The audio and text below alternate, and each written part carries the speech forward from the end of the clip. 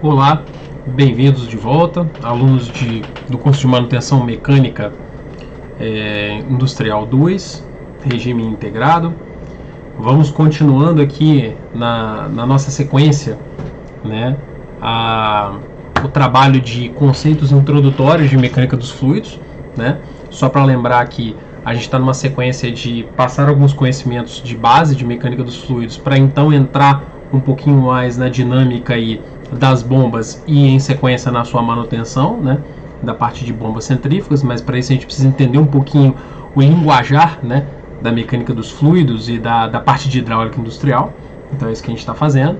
E a temática da aula de hoje, ela está centrada em definição de escoamento, né, que é um termo muito importante para a gente na hidráulica, tá?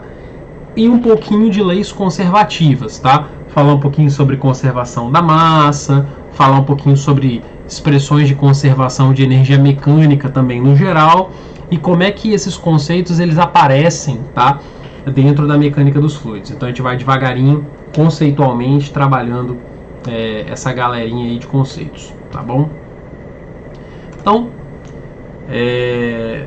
começando por aqui, né, falando de escoamento, pessoal, o escoamento nada mais é, né, do que um fluido em movimento, né? Então, quando eu tenho um fluido em movimento, por exemplo, água passando dentro de uma tubulação, de um cano, ou eu tenho por exemplo, um duto de ar de um sistema de refrigeração de ar-condicionado, isso aí configura para mim, né, um fluido em movimento, tá?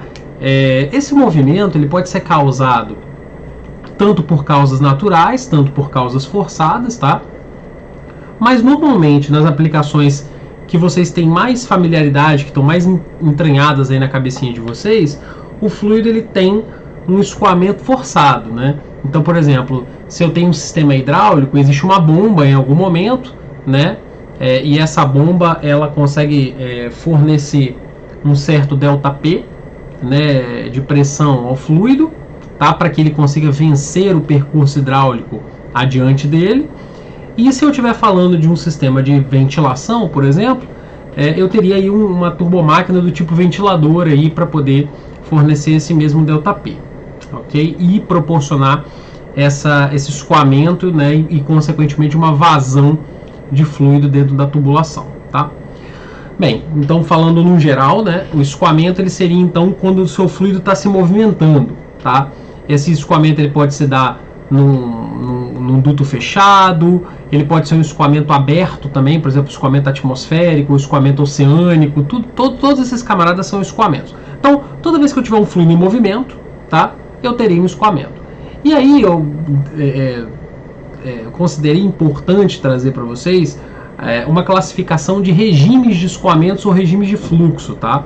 Então vocês vão ouvir muito falar na atuação profissional de vocês aí na indústria, que o determinado escoamento é laminar, determinado escoamento se dá em regime laminar ou regime turbulento, né? Então eu quis trazer um geral desses conceitos para vocês, tá?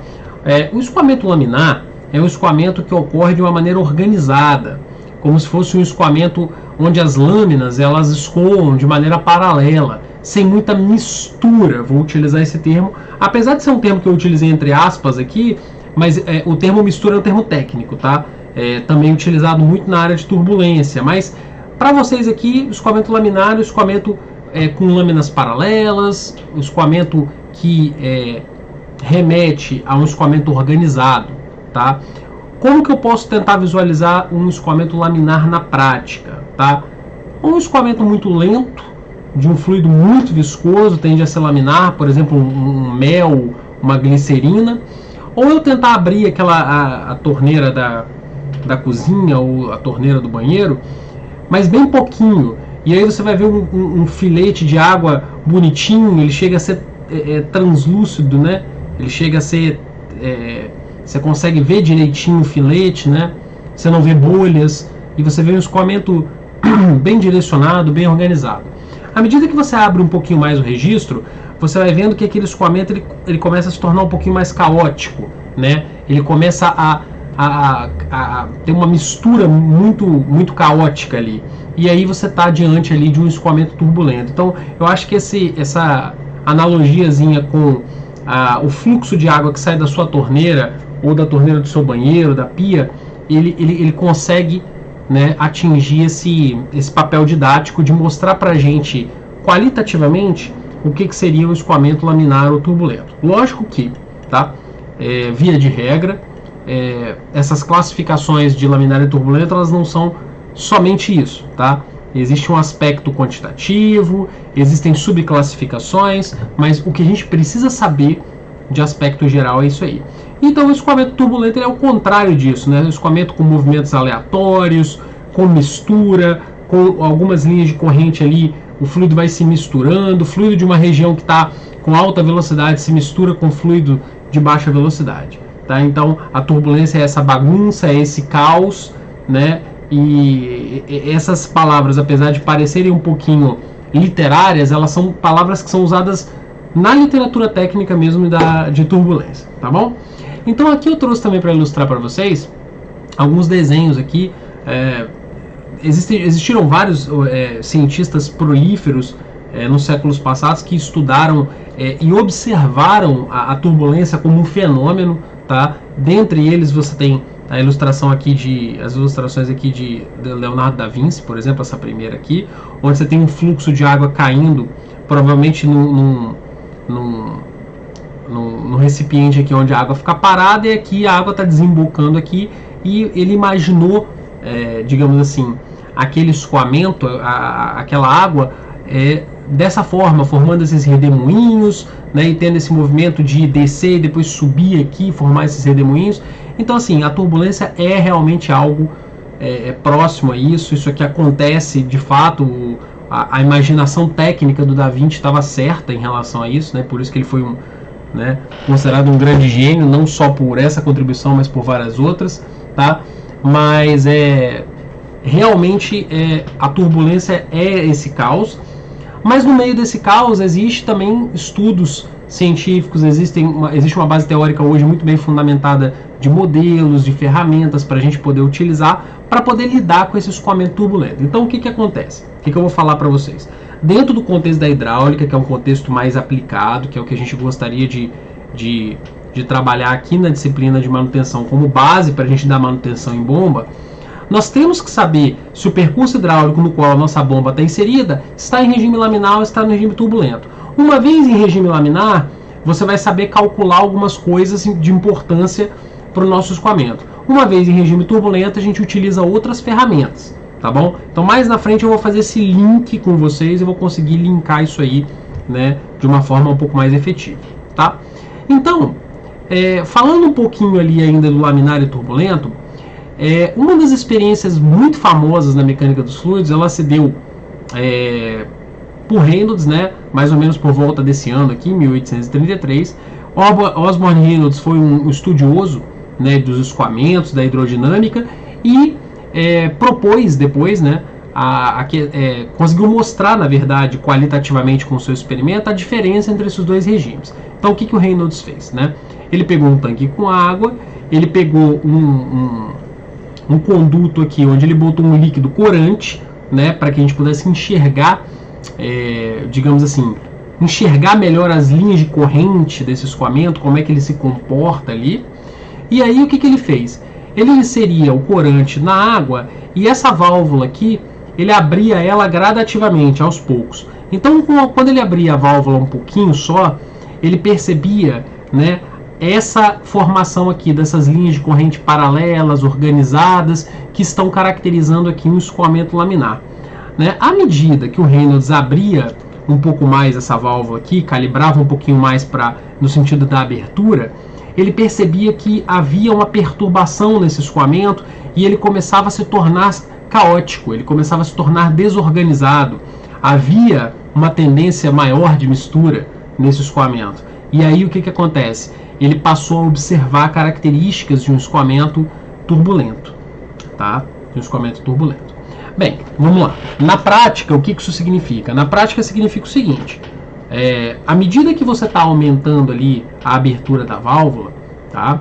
Você está mexendo na vazão, tá? E mexendo na vazão do escoamento, você está mexendo no balanço entre as forças que acontecem ali naquele escoamento. E em algum momento, tá, há um gatilho que começa a gerar esses efeitos da turbulência. Então a turbulência ela começa a se formar, é um processo, tá bom? E aí o Reynolds, né, muito curioso com os resultados daquela abertura da válvula ali, daquela variação de vazão e o que acontecia com o regime do escoamento à medida que ele ia fazendo isso, né, a gente conseguiu propor, né, depois de um tempo, foi proposto um número chamado número de Reynolds, né? A gente fala que é um adimensional, porque se você colocar aqui as dimensões ou unidades, você vai ver que esse número não tem dimensões, tá? Então, número de Reynolds, como é que eu meço ele? A unidade de comprimento é 200 metros, é 200 segundos? Não, é simplesmente 200, no exemplo aqui numérico, porque ele é um adimensional. E aí começou-se a perceber o seguinte, tá? Que esse número de Reynolds, ele era um número que ajudava muito na questão de definir, né, o nosso regime de fluxo daquele escoamento, se a gente estava no regime laminar ou estava no regime turbulento, tá bom? Então vamos lá, vamos dar uma olhada para essa box rapidamente aqui, ó. Existem coisas bacanas aqui no número de Reynolds que eu queria comentar com vocês. Eu já vou focar a minha visão do número de Reynolds aqui para um tubo, para um duto circular. Por quê? Porque é o que vocês mais vão ver na indústria.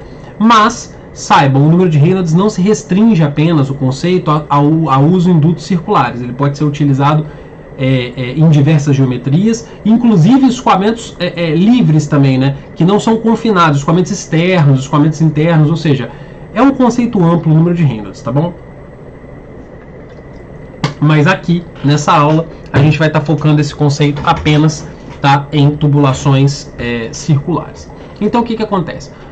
Para calcular o Reynolds no tubo, eu pego uma velocidade característica que eu escolhi.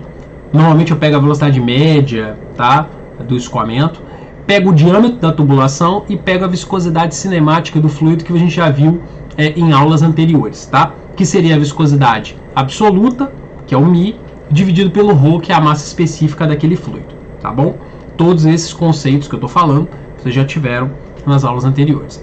E aí o que acontece? Para um tubo, pessoal, a gente pode dizer o seguinte, aproximadamente, se o Reynolds estiver abaixo de 2000, eu tendo a estar no escoamento laminar, em regime laminar.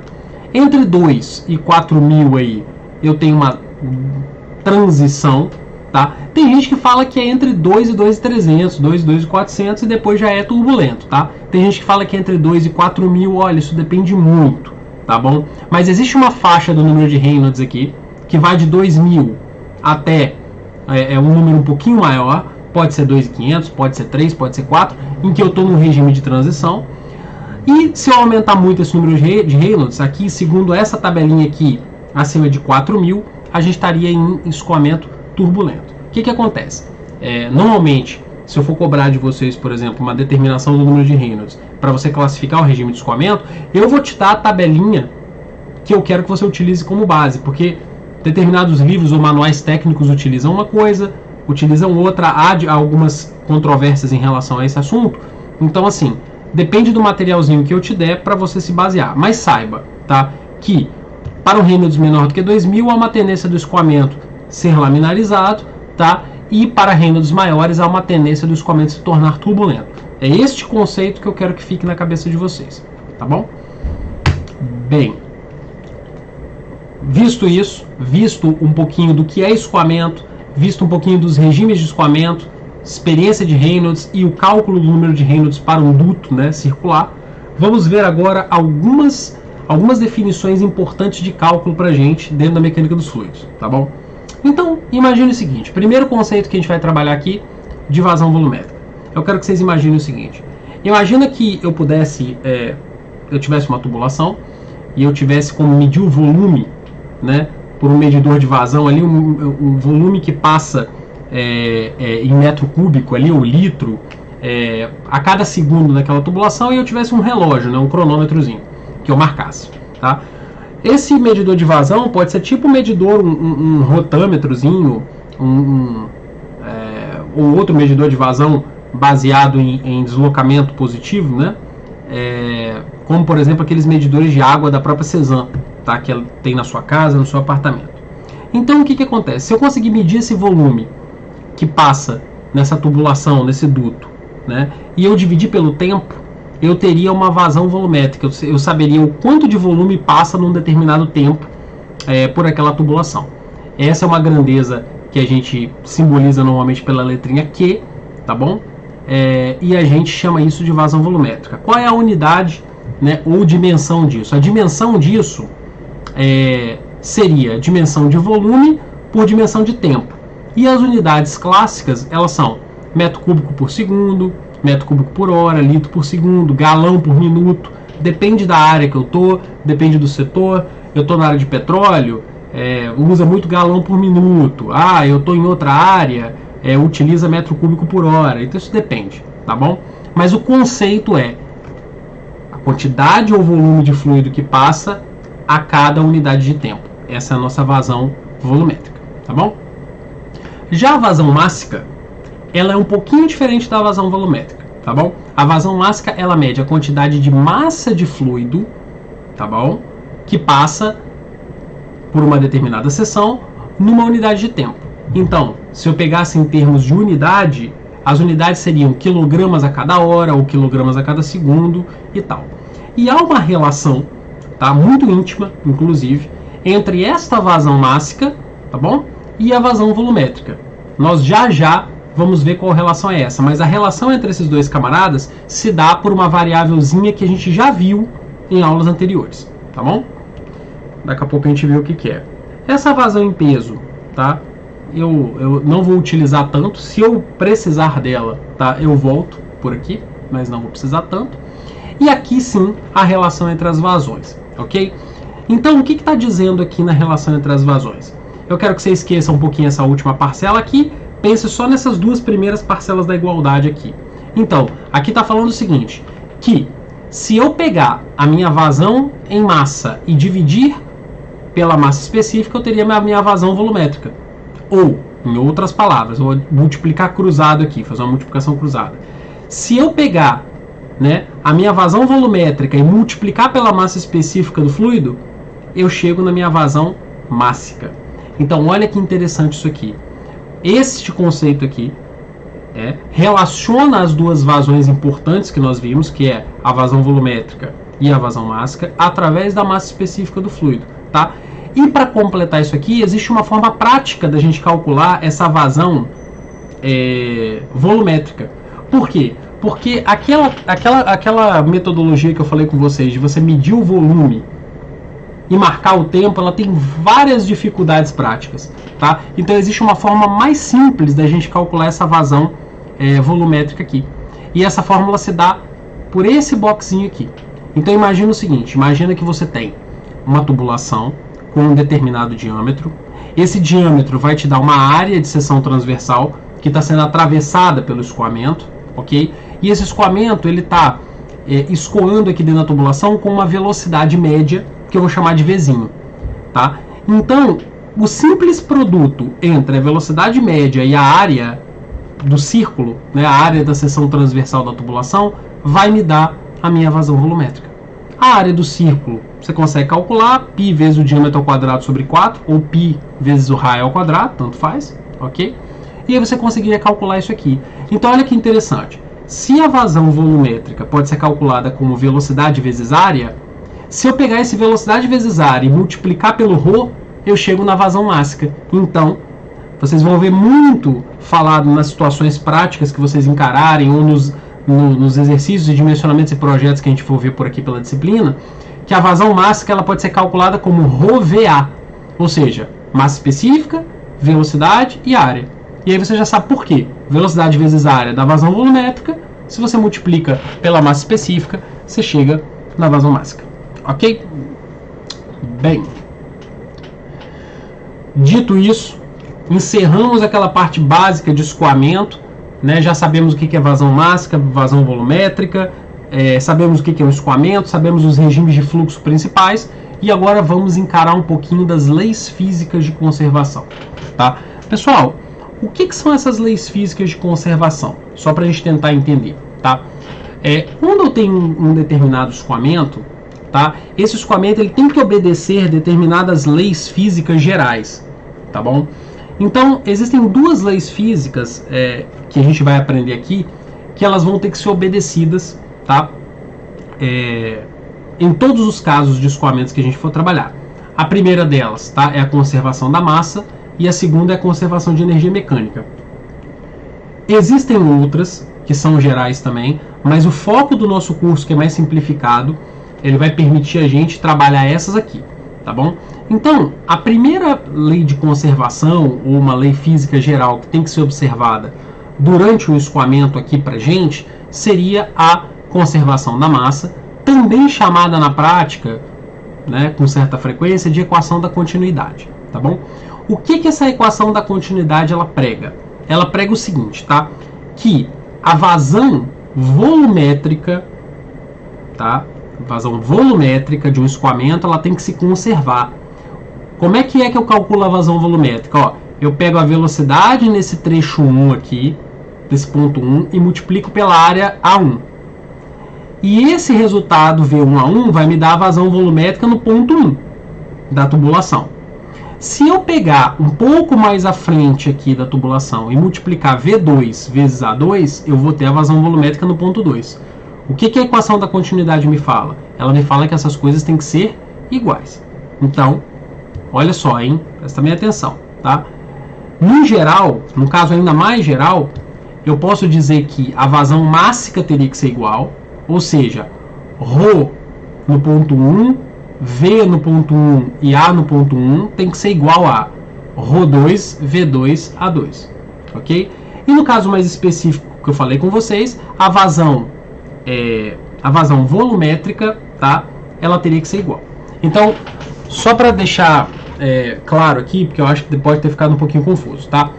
A conservação da massa, na sua forma mais geral, ela vai dizer para você o seguinte, que a vazão mássica tem que se conservar, ok? No ponto 1 e no ponto 2. No caso, se eu tiver um fluido incompressível, ou seja, onde o ρ desse fluido não vai variar entre o ponto 1 e o ponto 2, o ρ vai acabar cortando dos dois lados e eu vou ter que a vazão volumétrica também vai ter que se conservar entre as seções 1 e 2. Então, aqui, se eu fosse traduzir algebricamente, eu teria ρ1 A1 V1 é igual a ρ2 A2 V2. E aqui eu teria simplesmente V1 A1 é igual a V2 A2. Ok? Que seria a forma mais, digamos assim, a que mais aparece, a mais simples, porque normalmente a gente está fazendo conta considerando o fluido como incompressível. Mas nem toda análise pode ser feita considerando o fluido como incompressível, tá bom? Então, conceito geral da equação da conservação da massa. A vazão mássica deve se conservar em todos os pontos do escoamento. Simplificação para um escoamento de um fluido incompressível. A vazão volumétrica também se conserva em todos os pontos do escoamento. Ok? Então tá aqui o que eu falei, ó. No caso de um escoamento incompressível, V1A1 é igual a V2A2, ou seja, V vezes A, velocidade vezes a área, acaba sendo uma constante ao longo de todo o escoamento. Ok? Essa análise aqui, ela é muito interessante. Por quê? Porque como a vazão tem que se conservar, no caso de um escoamento incompressível, o que eu poderia dizer? Eu poderia dizer o seguinte, olha, que se a área diminui, a velocidade deve aumentar para manter, né, uma vazão igual, ou seja, para que o produto entre a área e a velocidade, que é a vazão, permaneça inalterado. E daí você consegue explicar determinadas coisas, como por exemplo, por que na hora que eu boto o dedo na metade da saída da mangueira, a velocidade aumenta? A velocidade aumenta porque, né, a área diminui. O que está aumentando ali não é a pressão. O que está aumentando ali é a velocidade. Tá? Via de regra é a velocidade. Então o que acontece? Há uma relação íntima entre a velocidade e a área para que você consiga manter uma mesma vazão. Né? Na medida que, se eu aumentar a área, acontece o contrário. Eu teria que haver uma redução de velocidade para poder compensar e manter uma mesma vazão. Então isso aqui explica muitas coisas que vocês veem, tá, no dia a dia de vocês, tá bom? Beleza. Mas o que eu poderia falar? Sobre conservação da massa, já foi. Vamos falar um pouquinho agora sobre conservação de energia, tá? Bem, a gente já sabe o seguinte, pessoal, que energia não pode ser criada nem destruída. A energia, ela se transforma entre as suas diversas formas, ela se apresenta na natureza entre diversas formas.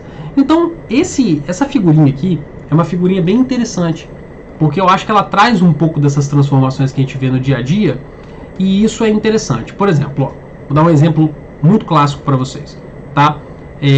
Energia térmica se transformando em energia mecânica. Uma máquina térmica. Por exemplo, eu tenho uma determinada máquina térmica que transforma energia térmica em mecânica. Uma turbina. Uma turbina ela consegue transformar energia térmica em energia mecânica. Então ela é uma máquina térmica, ok? Só que parte dessa energia não consegue ser transformada. Por exemplo, transformação de energia mecânica em térmica, atrito. Eu estou andando com o meu carro, o atrito dos pneus com a estrada faz com que parte da energia mecânica de movimento ela seja perdida na forma de atrito. Então, uma transformação no sentido reverso, mecânica para térmica. Uma transformação que eu achei muito interessante aqui, ó, energia mecânica, química e mecânica no corpo humano. Quando você aciona um músculo, ele transforma energia mecânica e química, e transforma isso em energia mecânica para poder promover trabalho, para poder realizar trabalho, ok? Então, ó, ao abrir e fechar a mão, ó, isso tudo aqui, esses movimentos que eu estou fazendo com a minha mão, são transformação de energia química em resultado mecânico, que é isso aqui, movimento, ok? Aí você tem transformações de energia elétrica, você tem transformações de energia térmica em termos de radiação, energia nuclear se transformando em energia térmica também. Então o que acontece? A energia ela está sempre se transformando, ok?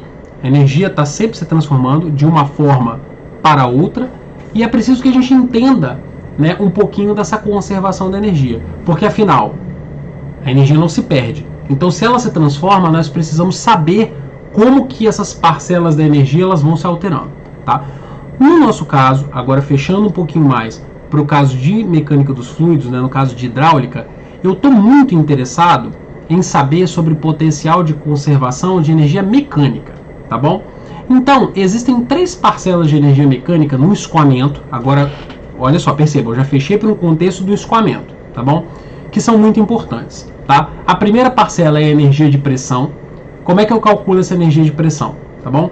Eu pego a pressão e divido pela massa específica do fluido. A pressão naquele ponto e divido pela massa específica do fluido. Se eu fizer isso, tá bom? Se eu fizer isso, deixa eu só conferir aqui.